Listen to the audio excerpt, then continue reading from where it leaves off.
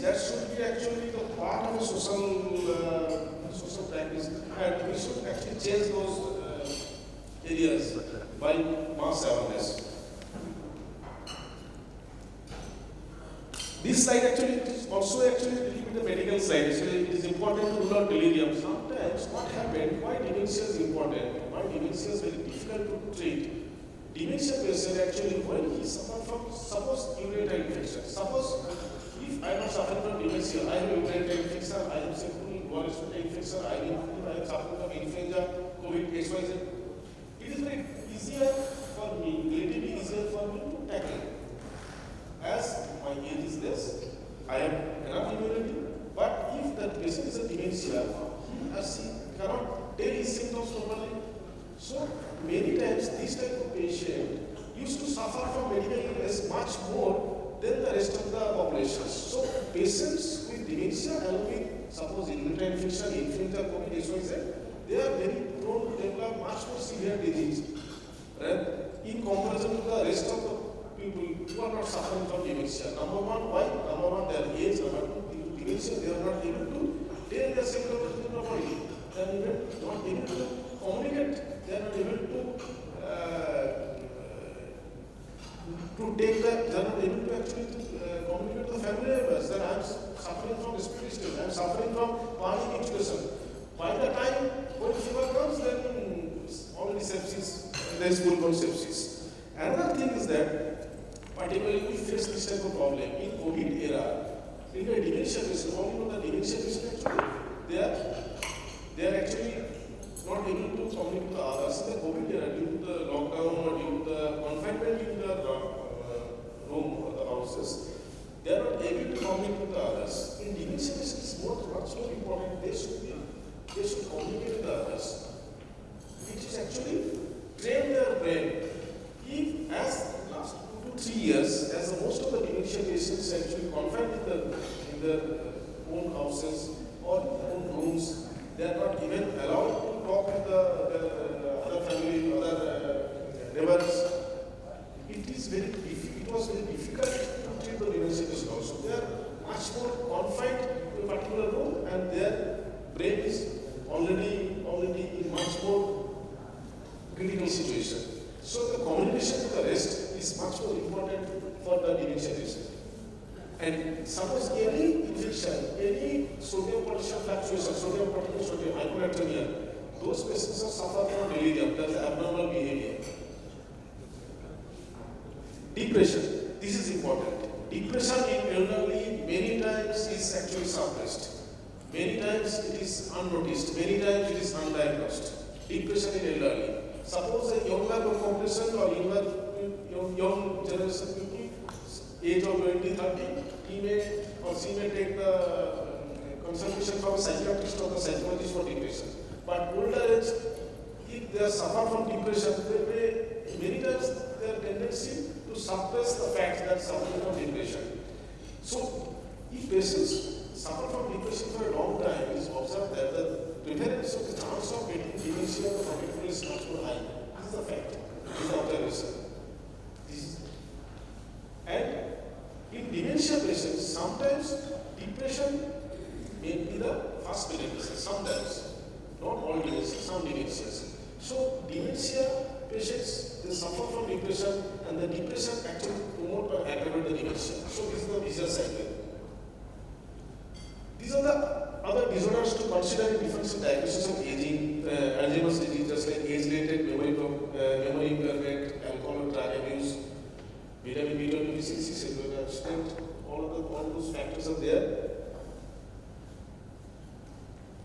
So the differential diagnosis, I am not going through in detail. This is much more a medical slide. This is actually a difference algorithm. What's simple algorithm for differential diagnosis of dementia? How you diagnose a dementia? If it is a metabolic evolution, suggests there is some sodium problem or the magnesium problem or the calcium problem. It's like a metabolic encephalopathy. If there is a focal neuron deficiency or the abnormal brain MRI, vascular deficiency is a probability. If the dementia is associated with Parkinson's, which means slowness, rigidity, stiffness, or the tremor in hands, it's likely the PDD or the guilt, diffuse Lewy body disease. If the distribution aphasia is a major predominant feature, so maybe the frontotemporal dementia is another type of dementia. Episodic memory deficit, I already told it is the Alzheimer's disease most likely. And there are some atypical features, better not to go through in details of those areas.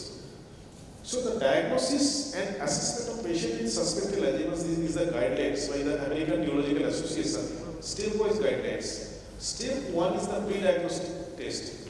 It identifies the risk for neurocognitive disorders.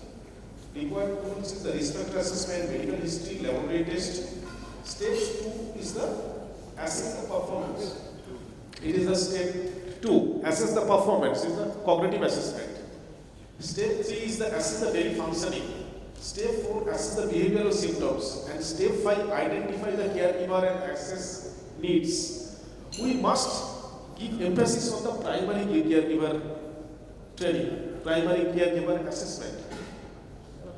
Identify the caregivers and establish the collaborations and assess the health of the primary caregiver. Sometimes the primary caregiver's health is also not in good position, so in that case we can't rely on him or her that he or she will tackle another dementia patient. So those are actually the stepwise approach for assessment and diagnosis in patient of suspected Alzheimer's disease. So this is the in summary. So any age-related decline in cognitive functions and depressive symptoms may occur in later years of life. We should consider the history, family culture, literacy level. Complaints of the cognitive decline. If normal cognitive functioning, normal aging may be a possibility. If there is an impairment in cognitive functioning, and also there is impairment of activities of daily living, so dementia is a possibility. And when we diagnose the dementia, we should always rule out the reversible cause of dementia, just like thyroid disease, vitamin deficiency, chronic disease, just like renal and hepatic failure, or some structural lesions, just like subdural hematoma, NPs, tumor, they may present with dementia. Infections, just like HIV, those are the infections that can present with dementia. And if it is known, we should always assess and check for depression, delirium on the background of dementia, and the normal aging.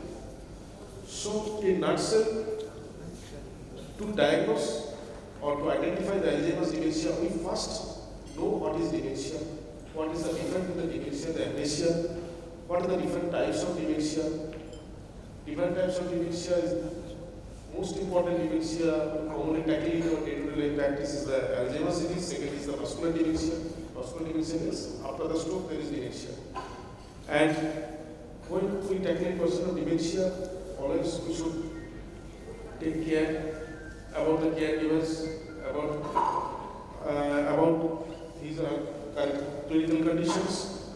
We should first assess, first stratify in which stage patient is there, and we should tackle the patients with both pharmacological treatment and the non-pharmacological treatment.